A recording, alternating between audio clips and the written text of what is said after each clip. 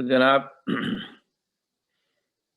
हमने last time alkyne alkyne alkynes ख़त्म कर दिया था और अब उनके स्ट्रक्चर समझने के लिए हमने शुरू किया था हाइब्रिडाइजेशन को, और ये सोचते हुए कि there is a great chance कि फर्स्ट ईयर के इस टॉपिक को बहुत सारे बच्चों ने तो पढ़ा ही नहीं होगा, इसलिए इसे बिल्कुल बेसिक से बताना शुरू किया।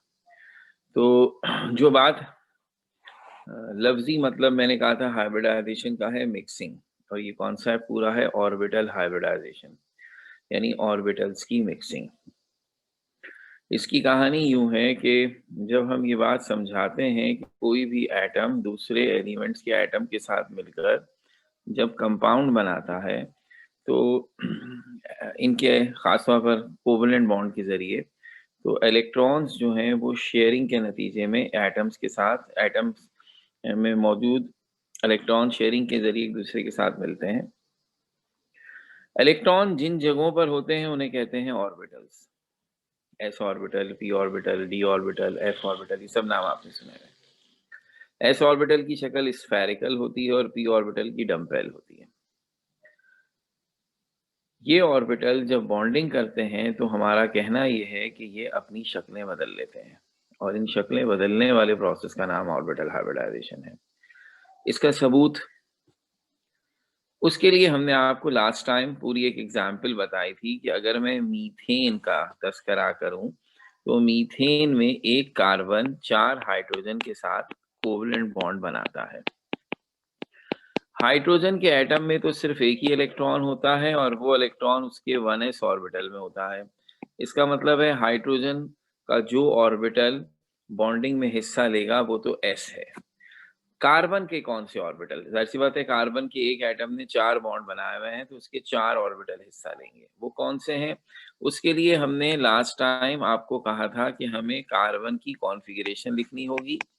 वो ऑर्बिटल होंगे जो उसके लास्ट ऑर्बिट में हैं। जब सिंपल तरीके से कार्बन की कॉन्फ़िगरेशन लिखी जाती है तो वो कहलाती है 1s2 2s2 2p2, और इसका जो लास्ट ऑर्बिट है वो मैंने अंडरलाइन किया 2s2 और 2p2 है। अगर सिर्फ इसी कॉन्फ़िगरेशन को कंसीडर करूं तो 2s2 का मतलब है s ऑर्बिटल में 2 इलेक्ट्रॉन है, और 2p2 का मतलब है कि जो p के 3 ऑर्बिटल होते हैं px py pz, उसमें से px में 1 और py में 1 इलेक्ट्रॉन है, pz खाली है। अब बॉन्ड सिर्फ वही इलेक्ट्रॉन बनाते हैं जो अकेले हों, जिन्होंने पेयर ना बनाया हो। इस एतबार से जो s में इलेक्ट्रॉन की जोड़ी है वो बॉन्ड नहीं बना सकती। बॉन्ड बना सकता है सिर्फ ये px वाला और pay वाला, यानी 2 ऑर्बिटल। इस हिसाब से तो कार्बन की वैलेंसी 2 बनती है, जबकि कार्बन की तो वैलेंसी 4 है, उसने तो 4 बॉन्ड बनाए हुए हैं, दिख रहे हैं। इसका मतलब है इसमें कुछ कमी है। तो हमने आपसे कहा था कि ये कॉन्फ़िगरेशन असल में ग्राउंड स्टेट कॉन्फ़िगरेशन कहलाती है, और जब कोई एलिमेंट किसी दूसरे एलिमेंट के साथ बॉन्ड बनाता है तो उस वक्त वो एक नई स्टेट में आता है जिसे हम कहते हैं एक्साइटेड स्टेट। एक्साइटेड स्टेट में एक तब्दीली ये आती है कि अगर लास्ट ऑर्बिट में कोई भी ऑर्बिटल खाली पड़ा हुआ है तो पेयर नहीं बनाएगा जाके, यानी फिर एस में भी पेयर नहीं बनेगा अगर कोई भी ऑर्बिटल खाली है। तो चूंकि यहाँ एक पी ऑर्बिटल खाली है तो फिर एस का पेयर टूटेगा और एक इलेक्ट्रॉन एस का जो है वो पी जेड में चला जाएगा। ये एक एक्साइटेड कॉन्फ़िगरेशन होगी, जिसे फिर हमने लास्ट टाइम लिखा था, तो यूं लिखा कि 1s2 तो वैसे ही रहेगा, 2s का एक इलेक्ट्रॉन 2p में चला गया तो इसे अब पढ़ा जाएगा 1s2 2s1 2p3। याद रहे ये कॉन्फ़िगरेशन कार्बन सिर्फ तभी हासिल करता है जब वो कंपाउंड बना लेता है, एलिमेंट की हालत में नहीं। ये तभी होता है जब वो बॉन्डिंग करता है। तो अब इस हिसाब से s में एक इलेक्ट्रॉन आ गया, अब ये भी बॉन्डिंग कर सकता है, और p के जो 3 ऑर्बिटल थे px py pz, तीनों में एक एक इलेक्ट्रॉन है। अब टोटल 4 इलेक्ट्रॉन हमें दिखाई दे रहे हैं जो अकेले हैं, जो बॉन्ड बना सकते हैं। इसका मतलब है कार्बन की वैलेंसी की कंफर्मेशन हो गई। ये एक्साइटेड स्टेट कॉन्फ़िगरेशन है। लेकिन अब एक नया मसला आ गया। नया मसला ये आ गया कि अब कार्बन के लास्ट ऑर्बिट में आपको दिखाई दे रहा है एक s ऑर्बिटल है और 3 p ऑर्बिटल है। इन तीनों p ऑर्बिटल्स की शक्ल एक जैसी है और वो है डम्बेल, और s की शक्ल डिफरेंट है और वो है स्फेरिकल। तो s की एनर्जी और शेप अलग है, p की एनर्जी और शेप अलग है। अब जब ये बॉन्डिंग करेंगे तो ऑब्वियसली कोई एक हाइड्रोजन तो ऐसा भी होगा ना जो इस S के साथ बॉन्डिंग करे। फर्ज कर लें वो ये वाला है। तो इसका मतलब है ये वो बॉन्ड है जो हाइड्रोजन के S और कार्बन के S ऑर्बिटल की मिलने से बना है। इसको हम कहते हैं SS ओवरलैपिंग। जबकि बाकी तीनों जगहों पर जो कार्बन ने हाइड्रोजन के साथ बॉन्डिंग की है तो उसमें हाइड्रोजन का तो S ही था मगर कार्बन का P ऑर्बिटल था। इसलिए वो कहलाएगी sp ओवरलैपिंग। हमारा कहना सिर्फ इतना था इस पूरी डिस्क्रिप्शन से कि इससे ये साबित हो रहा है कि कार्बन ने मीथेन में जो 4 हाइड्रोजन्स के साथ 4 बॉन्ड बनाए हैं वो चारों एक जैसे नहीं हो सकते। जो बॉन्ड SS ओवरलैपिंग से बना है वो डिफरेंट होगा, इनफैक्ट वो थोड़ा वीक होगा। और जो SP ओवरलैपिंग से बने हैं वो थोड़े से स्ट्रॉन्ग होंगे। और स्ट्रॉन्ग और वीक की स्टोरी ऐसे होती है कि जहां एटम एक दूसरे के करीब आ जाए वो स्ट्रॉन्ग बॉन्ड, जहां थोड़े दूर हो वो वीक बॉन्ड। तो हमारा मानना ये था कि मीथेन में जो कार्बन एटम है उसके आसपास जो हाइड्रोजन है, तो 3 हाइड्रोजन कार्बन के न्यूक्लियस से इक्वल डिस्टेंस पर है और एक थोड़े से ज्यादा डिस्टेंस पर है। जो SS ओवरलैपिंग से बना है वो कार्बन से थोड़ा दूर होगा, बाकी तीनों करीब होंगे। ये वो बात थी जो हमने इस सारी लॉजिक से एक्सट्रैक्ट की। लेकिन 1940 में, अब तो पुरानी बात हो गई, हमने कुछ तरीके ऐसे निकाले जिनकी मदद से हम का हर मॉलिक्यूल में, नॉट ओनली मीथेन, ये मालूम कर लेते हैं कि एटम एक दूसरे से कितने दूर है। वो एक्सरे डिफ्रैक्शन मेथड कहलाता है। जब हमने मीथेन का एक्सरे एनालिसिस किया तो हम ये उम्मीद कर रहे थे कि हमें ये रिजल्ट मिलेगा कि 3 हाइड्रोजन कार्बन से एक जैसे डिस्टेंस पर हैं और एक थोड़ा दूर है। उससे हमारी ये पूरी कहानी जो थ्योरी थी वो कंफर्म हो जाएगी। लेकिन अनफॉर्चुनेटली ऐसा नहीं हुआ, बल्कि हमें ये रिजल्ट मिला कि का मीथेन इस तरह नहीं है, बल्कि मीथेन इस तरह है कि उसमें चारों हाइड्रोजन कार्बन से आइडेंटिकल डिस्टेंस पर है, बिल्कुल सेम। चारों का डिस्टेंस कार्बन से बराबर है। इंतहाई सिमेट्रिकल स्ट्रक्चर है। और बराबर होने का सिंपल मतलब ये है कि चारों हाइड्रोजन कार्बन के साथ जो बॉन्ड बना रहे हैं वो बिल्कुल एक ही स्ट्रेंथ का है। और ये तभी मुमकिन है जब जो ऑर्बिटल बॉन्ड बनाए वो सब एक जैसे हों। इसका मतलब है हाइड्रोजन कार्बन के पास जब गया तो कार्बन के लास्ट ऑर्बिट में 4 ऑर्बिटल थे और वो चारों एक जैसे थे। ये है वो पॉइंट जिसने घुमा दिया हमें। हमने कहा हो ही नहीं सकता, कार्बन की कॉन्फ़िगरेशन लिखते हैं, उसके लास्ट ऑर्बिट में एक S होता है, 3 P होते हैं। P बिल्कुल एक जैसे होते हैं, मगर S तो डिफरेंट होता है। आप कैसे कह सकते हैं चारों ऑर्बिटल सेम है? हमने कहा हम नहीं कह रहे हैं, ये चीज़ हमें एक्सपेरिमेंटली वेरीफाई होके नज़र आ रही है कि कार्बन बॉन्ड बनाने से पहले लास्ट ऑर्बिट में 4 ऑर्बिटल रखता है, एक अलग है, 3 अलग हैं। वही कार्बन बॉन्ड बनाने के बाद अपने लास्ट ऑर्बिट में 4 ऑर्बिटल रखता है और वो चारों एक जैसे हैं। इसका मतलब ये हुआ कि बॉन्ड बनाने के मरहले में जिस दौरान कार्बन ने बॉन्ड बनाया है उसके ऑर्बिटल्स के अंदर तब्दीली आई है। और वो ऑर्बिटल जो 4 थे अभी भी 4 हैं, लेकिन पहले जो 4 थे बॉन्ड बनाने से पहले वो डिफरेंट शेप और डिफरेंट एनर्जी के थे। लेकिन बॉन्ड बनाने के बाद उन सब की एनर्जी और शेप चेंज हो गए। इसका मतलब है जब कोई एटम कार्बन के करीब आता है बॉन्डिंग करने के लिए तो उनके आपस के इंटरेक्शन की वजह से क्या होता है कि कार्बन अपने ऑर्बिटल्स के शेप और एनर्जीज को रीओरिएंटेट करता है, उन्हें एक तरह से रीऑर्गेनाइज करता है और एक ही जैसे शेप और ऑर्बिटल के एक ही जैसे शेप और एनर्जी के ऑर्बिटल बना लेता है। ये प्रोसेस जिसमें कोई भी एटम अपने ऑर्बिटल्स को मिक्स करके उतनी ही तादाद के नए ऑर्बिटल बना दे जिनकी खूबी ये हो कि वो सब एक जैसे शेप के हों, इस प्रोसेस को कहते हैं हाइब्रिडाइजेशन। चूंकि हमारे पास मीथेन और इस जैसे अनगिनत मॉलिक्यूल्स के एक्सरे एनालिसिस के नतीजे में जो रिजल्ट आ रहा है उससे एक बिल्कुल सॉलिड सबूत मौजूद है कि बॉन्ड बनाने के बाद कार्बन के सारे ऑर्बिटल एक जैसे हो गए हैं। इसलिए ये और हाइब्रिडाइजेशन का बड़ा स्ट्रॉन्ग एविडेंस है। मगर इसके बावजूद चूंकि हमारे पास कोई कॉन्क्रीट प्रूफ नहीं है कि वाकई ऑर्बिटल आपस में मिक्सअप होते हैं और इस तरह हाइब्रिडाइजेशन होती है, इसलिए हम हाइब्रिडाइजेशन को बहरहाल एक थ्योरेटिकल अप्रोच मानते हैं। यानी ना हमारे पास इस बात का पक्का सबूत है कि हम जो ये बात कह रहे हैं मिक्सिंग ऑफ ऑर्बिटल की, ये वाक़ई होती है, और ना इस बात का पक्का सबूत है कि ये नहीं होती। लेकिन इस अप्रोच को इस्तेमाल करके, जैसा कि अभी हम करेंगे, हमने सारे ऑर्गेनिक मॉलिक्यूल्स के शेप्स को समझाया है, और उसके नतीजे में जो रिजल्ट्स हमने हासिल किए हैं वो एक्सपेरिमेंटल एविडेंसेस पर 100% पूरे उतरे हैं। यानी हाइब्रिडाइजेशन के आइडिया को इस्तेमाल करके तमाम मॉलिक्यूल्स के शेप्स को हमने 100% कह लीजिए कि एफिशिएंसी के साथ एक्सप्लेन किया है, जिसकी वजह से हम ये मानते हैं कि it's one of the best approach to explain the shapes of the molecule. ये तो अब सारी मैंने वो कहानियाँ सुना दी जो फर्स्ट ईयर में बेसिकली सुनाते हैं। अब इससे हमने जो आपको बात बताई तो एक डेफिनेशन इमर्ज हो रही है, अब उसे प्रॉपर तरीके से लिखते हैं। नाम बना, सिर्फ हाइब्रिडाइजेशन भी हम शॉर्ट में कह देते हैं, लेकिन पूरा नाम इस कॉन्सेप्ट का है ऑर्बिटल हाइब्रिडाइजेशन, जिसके मुताबिक ये है mixing of orbitals of different shapes and energy to produce same number of orbitals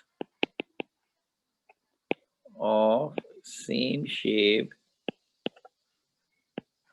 and energy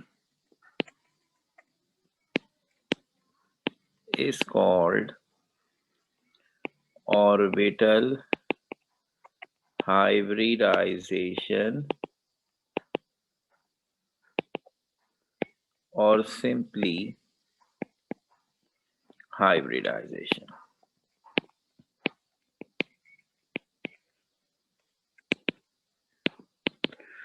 तो अब ये हमारा मानना है कि हर मॉलिक्यूल में, और चूंकि फिलहाल हम ऑर्गेनिक पे हैं तो उसे खास तौर पर उसके हवाले से, हर मॉलिक्यूल जब भी बनता है तो उसमें एटम्स इस प्रोसेस से गुजरते हैं।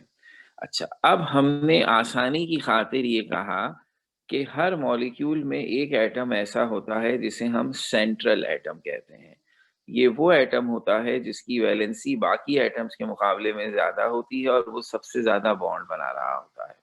In case of organic chemistry her molecule का सेंट्रल एटम कार्बन है, क्योंकि उसकी वैलेंसी 4 है, इससे ज़्यादा किसी की वैलेंसी है नहीं। तो हमारे लिए कट शॉर्ट है, ज़ाहिर सी बात है, और किसी का अभी हमें ज़रूरत ही नहीं है, तो हम क्यों खामख़ाई में उतना वक़्त ज़ाया करें।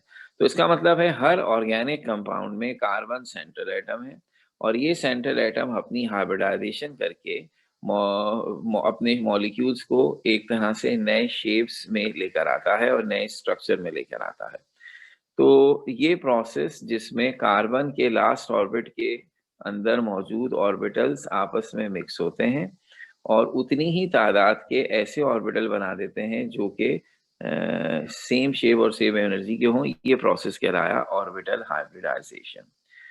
जो ऑर्बिटल डिफरेंट शेप्स और डिफरेंट एनर्जी के हैं वो अनहाइब्रिडाइज्ड ऑर्बिटल कहलाते हैं, और जो सेम शेप और सेम एनर्जी के बन जाते हैं वो कहलाते हैं ऑर्बिटल हाइब्रिडाइज्ड ऑर्बिटल।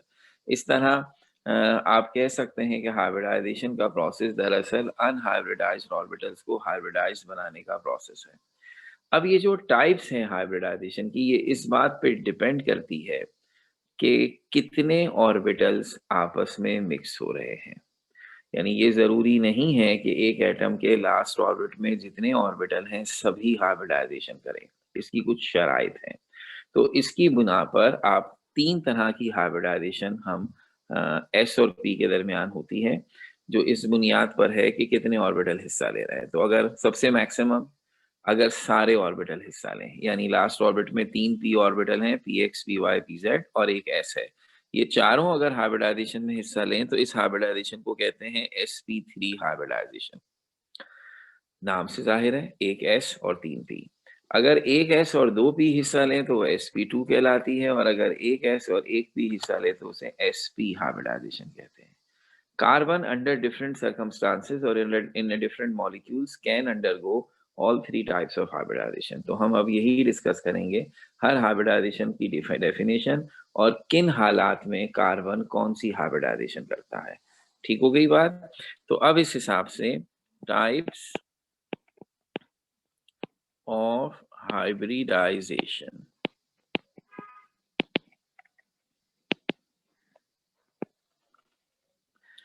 सो नंबर 1 है sp3 हाइब्रिडाइजेशन। चूंकि इसके नाम से भी अंदाजा हो गया कि इसमें 4 ऑर्बिटल हिस्सा ले रहे हैं, इस हिसाब से इसको हम टेट्रागोनल हाइब्रिडाइजेशन भी कहते हैं।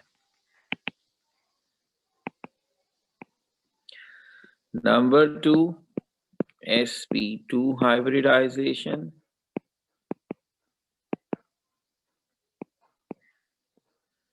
ये है क्योंकि इसमें 3 ऑर्बिटल हिस्सा ले रहे हैं तो ट्राइगोनल हाइब्रिडाइजेशन।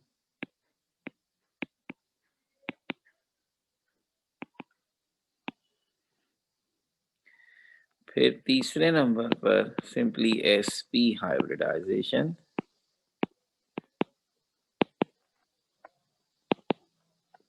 जिसमें सिर्फ 2 ऑर्बिटल हिस्सा लेते हैं तो ये डायगोनल हाइब्रिडाइजेशन है।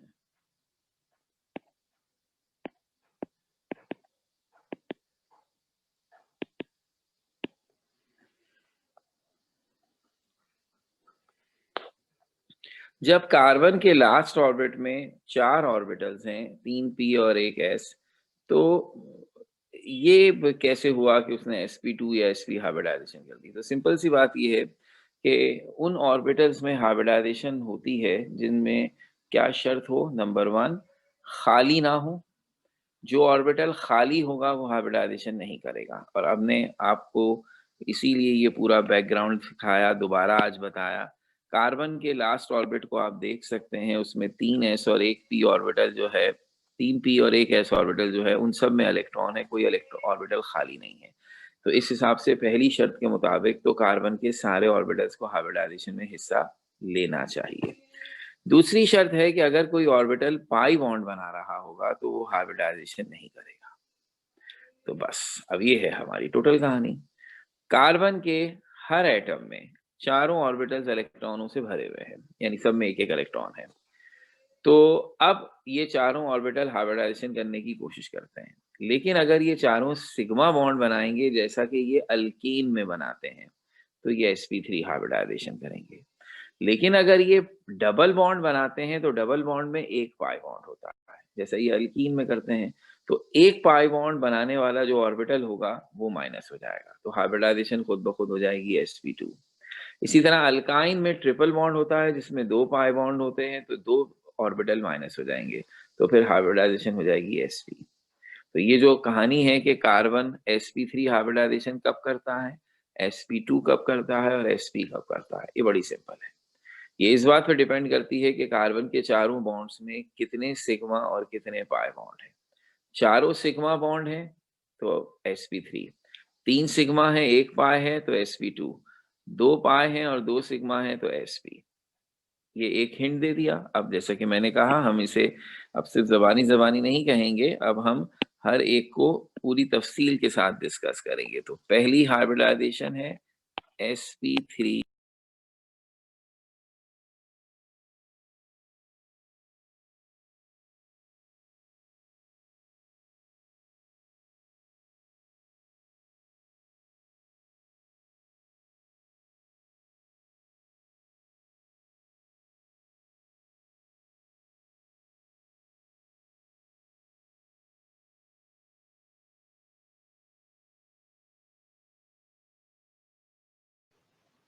और सर आपकी आवाज नहीं आ रही, म्यूट हुआ।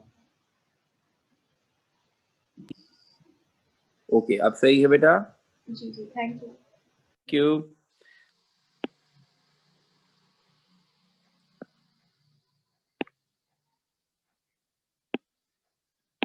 ओके, तो अब आइए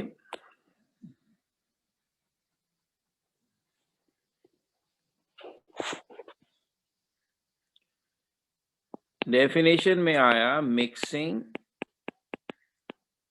of 1s and 3p orbitals to produce 4 hybridized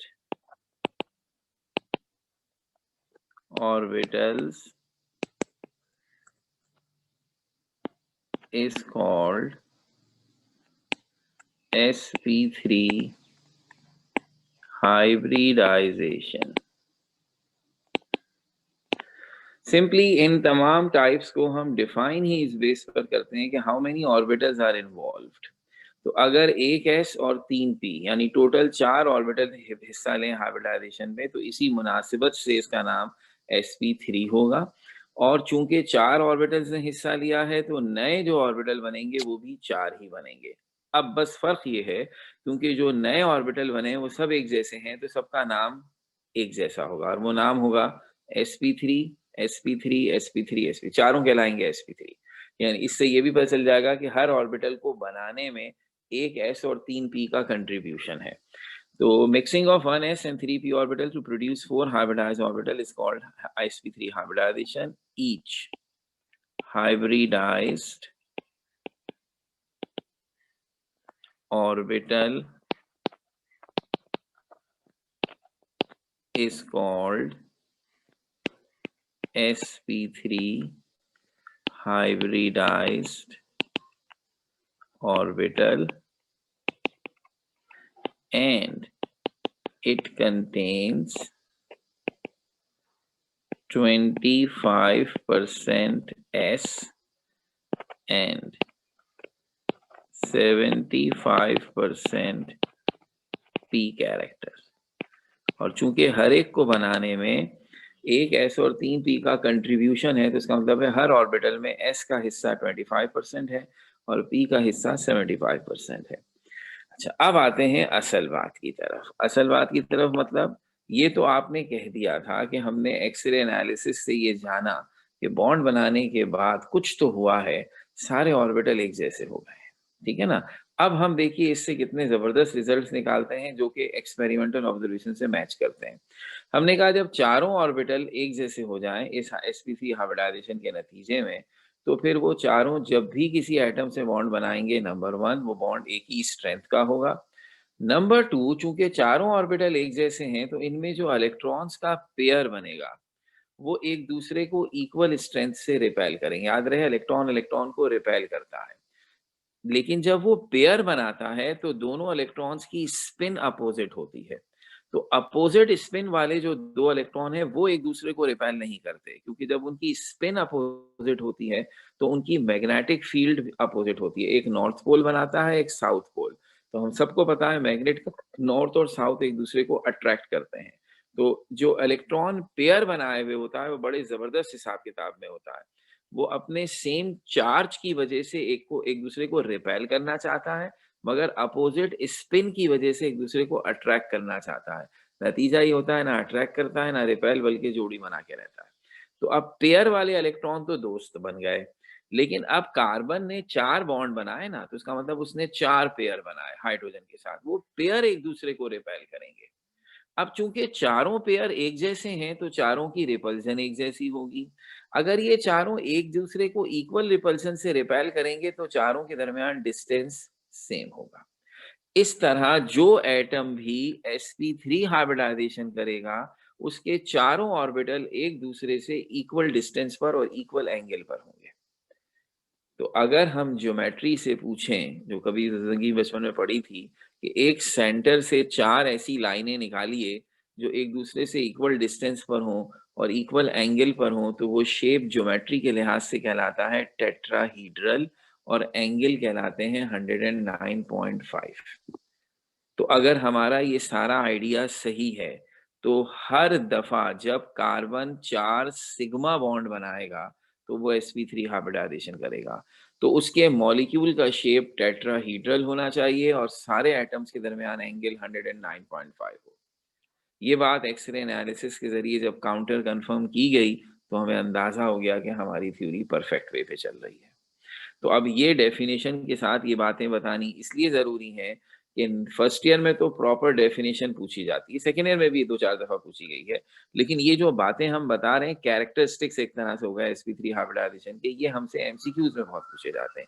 इसलिए ये पूरी बात बड़ी अहम है। इसे हरगिज़ भी अब ये ना समझा जाए कि सर सिर्फ़ हमें रिवीजन करा रहे हैं ताकि हम आगे की बात समझ सकें। No, this is now part of your second year syllabus as well. ये डेफिनेशन और ये जो सारी बातें बता रहा हूँ, ये इम्तिहान में एमसीक्यूज में पूछी गई हैं बहुत दफा। ठीक है, तो अब ये क्या लिखना है हमें कि चारों ऑर्बिटल 4 sp3 hybridized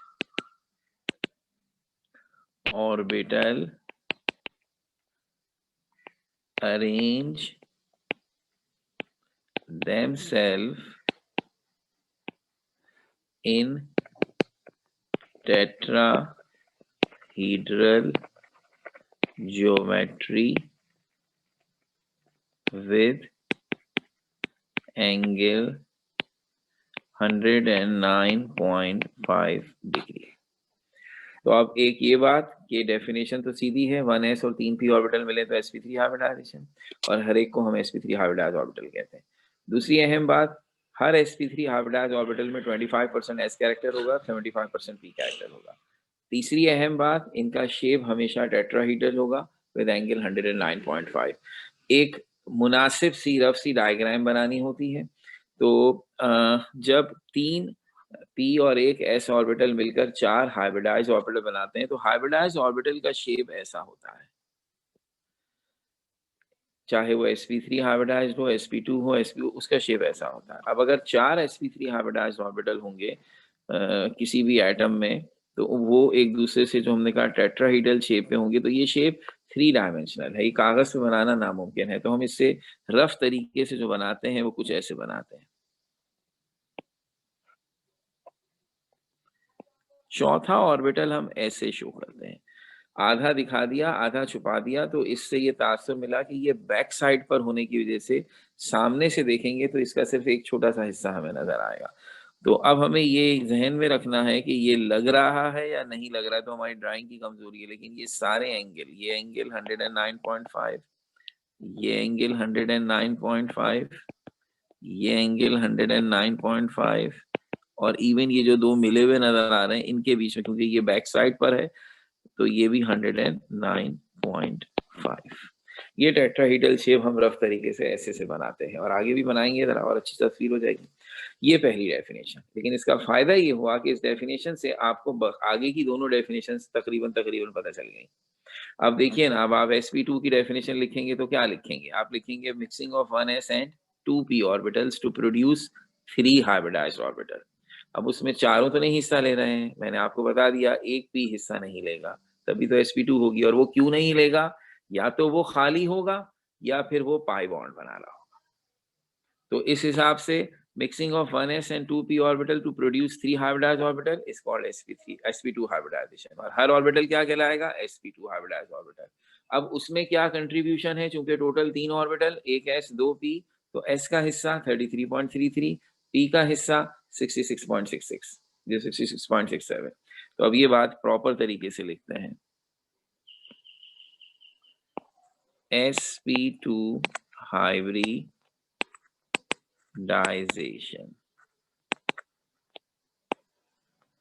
जिसको हम कहते हैं trigonal hybridisation.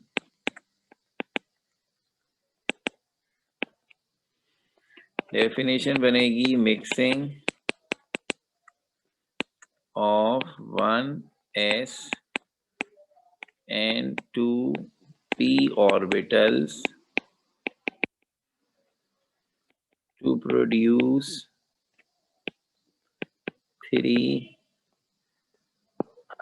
sp2 hybridized 3 hybridized orbital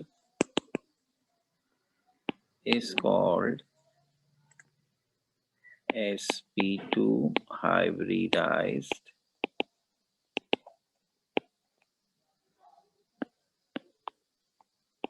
sp2 hybridization.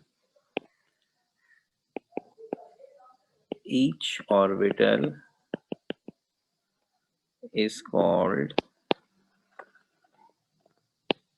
sp2 hybridized orbitals. So mixing of 1s and 2p orbitals to produce 3 hybridized orbitals is called sp2 hybridization. Each orbital is called sp2 hybridized orbitals.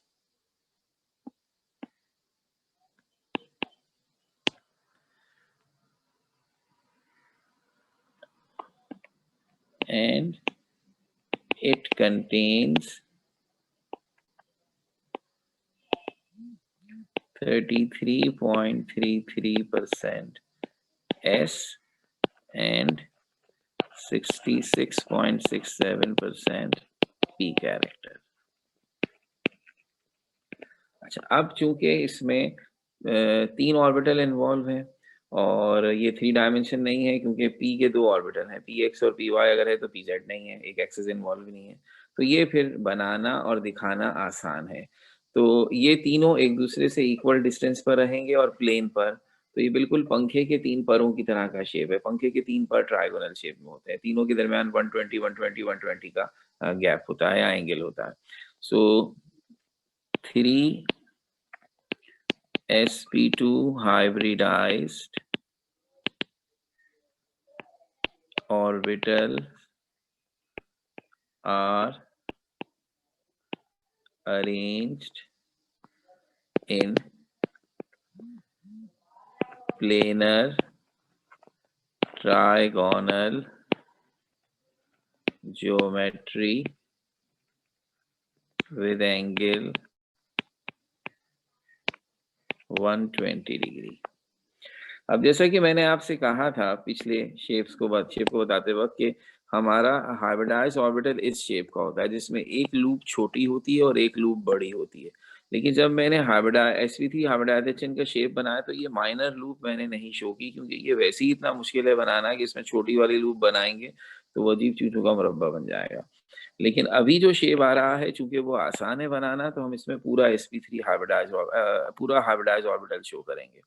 अब इसकी शक्ल ऐसे बनती है, पंखे के 3 परों की तरह. ये एक ऑर्बिटल,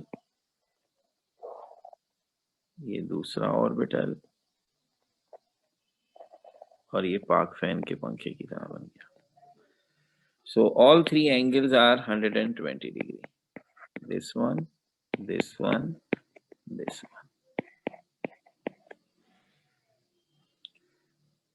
तो अब आखिरी डेफिनेशन, अब सिर्फ नंबर ही चेंज करना है हमें. sp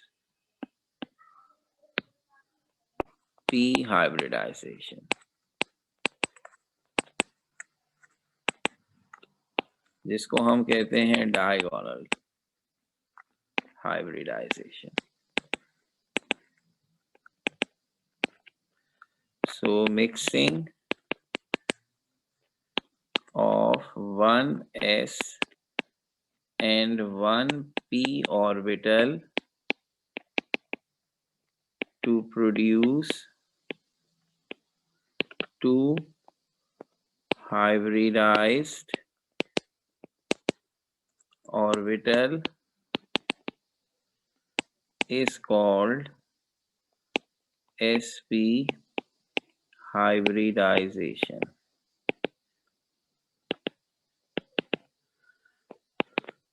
Each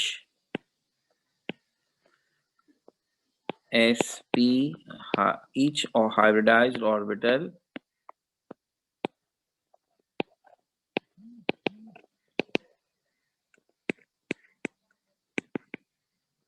is called sp hybridized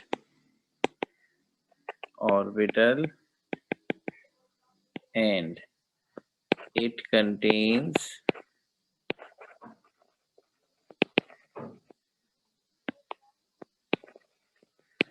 50% 50% S and 50% P character, जबकि 2 sp hybridized orbitals are arranged in linear geometry। अब ये दोनों भी इसी तरह एक दूसरे से मैक्सिमम दूर रहने की कोशिश करेंगे तो लीनियर ज्योमेट्री बनाएंगे और एंगल होगा 180।